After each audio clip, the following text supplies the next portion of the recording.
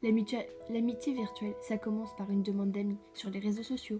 Cette demande d'amis peut entraîner deux personnes à s'aimer plus que tout. Ça commence par quelques messages pour apprendre à se connaître, puis tu commences à faire confiance à cette personne. Alors tu lui dis tout, et là tu commences à faire des Skype avec lui, pour que vous puissiez parler, mais non en virtuel, mais avec les paroles.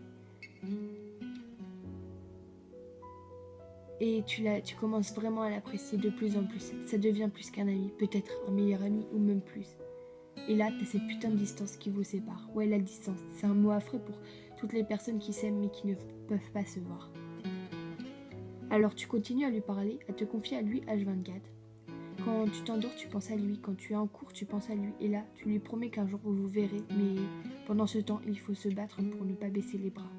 Tu lui dis que tu te dis que tu le verras bien un jour et que ce sera le plus beau jour de ta vie. Puis un jour, tu reçois un message de lui en te disant « Viens à la gare dans 1 heure, je serai là, je t'aime. » Et là, tu commences à avoir des papillons dans le ventre. Tu te prépares et tu te dis que les heures tournent et que tu seras avec lui et que tu pourras enfin lui sentir son odeur, lui dire tout en face.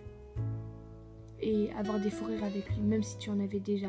Mais là, vous serez face à face. Et là, tu le vois au loin, alors tu cours vers lui. Puis tu te mets à pleurer parce que tu attendais ça depuis longtemps.